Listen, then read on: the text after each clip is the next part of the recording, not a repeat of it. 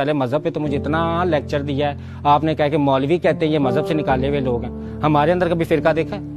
کبھی خسروں کے اندر سنا ہے کہ شیعہ خسرے علیحدہ رہتے ہیں تو سنی خسرے علیحدہ رہتے ہیں اور وابی خسرے علیحدہ رہتے ہیں اور جو عیسائی خسرے ہیں وہ علیحدہ رہتے ہیں؟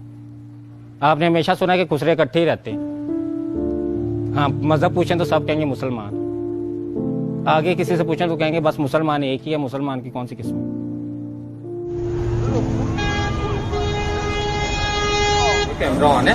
بتا تو دیں ان لوگوں کو آپ کہتے ہیں کہ تمہیں مذہب کا پتہ ہے.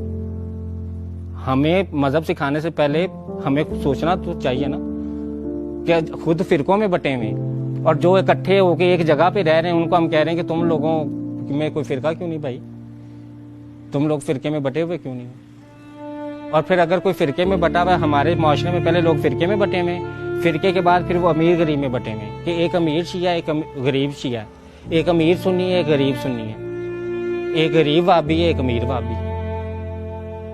تو پہلے ہم فرقے میں بٹے، پھر ہم امیر امارت اور غربت میں بٹے، پھر امیر جو لوگ تھے انہوں نے غریبوں پہ قبضہ کر لیا. ٹھیک ہے، ان کو اپنا غلام بنا لیا، اپنا کام کروا رہے ہیں، اور انہی غریبوں کو جب یہ ڈر ہے کہ بھی یہ اکٹھے نہ ہو جائیں تو ان میں لڑائی ڈلوانے کے لیے فرقے کی پھوٹ ڈالی ہوئی ہے کہ وہ خود فرقے کی جنگ میں لڑے رہیں اور باقی سارے بڑے آپس میں بیٹھ کے میٹنگیں کریں، وہ آپس میں ایک دوسرے کو قتل نہ کریں، وہ مذاکرات کریں، وہ بیٹھ کے باہمی مذاکرات سے مسئلہ حل کریں. تو جو غریب بیچارہ ہے جو ان کی غلامی کر رہا ہے وہ ایک دوسرے کو قتل و غارت میں لگے رہے کہ بھی فرقہ قتل کر دو، اس کو جینے نہ دینا، یہ انسان ہے اس کو جینے نہ دینا، مار ڈالو اس کو.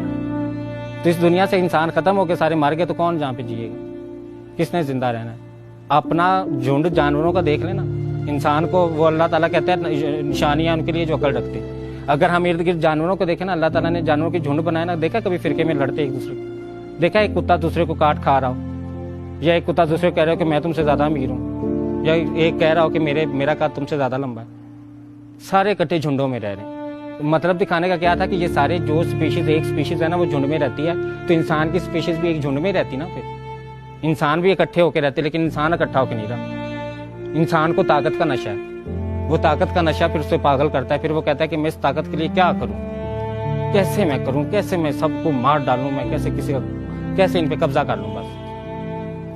اور کھانی روٹی ہے 4 ٹائم کی. امیر نے بھی 4 ٹائم 4 روٹیاں کھا لے گا زیادہ سے زیادہ، اور غریب بھی اتنی روٹی کھاتا ہے. دونوں میں فرق صرف اتنا ہے کہ امیر سارا دن بیٹھا رہتا ہے تو وہ اس کے اندر زہر بن کے بیماریاں بن جاتا ہے، غریب وہ روٹی کھا کے سارا دن کام کرتا ہے تو وہ اس کا جسم کا ڈیزل بن جاتا ہے. امیر کو شوگر ہو جاتا ہے، امیر کو ہیپاٹائٹس ہو جاتا ہے، امیر کو دل کے مسئلے ہو جاتے ہیں. ٹھیک ہے نا، اتنی بیماریاں ہو جاتی ہیں توبہ نعوذ باللہ. غریب کو بخار بھی ہوتا ہے تو وہ چائے پیتا ہے تو اس کا ٹھیک ہو جاتا ہے. امیر کو بخار ہوتا ہے تو وہ بڑے ہسپتال میں 36,000 کا بل بنواتا ہے ایک ڈرپ لگوانے کے لیے، ایک ٹیکہ لگوانے کے لیے، پھر اس کی بیماری ٹھیک ہوتی ہے.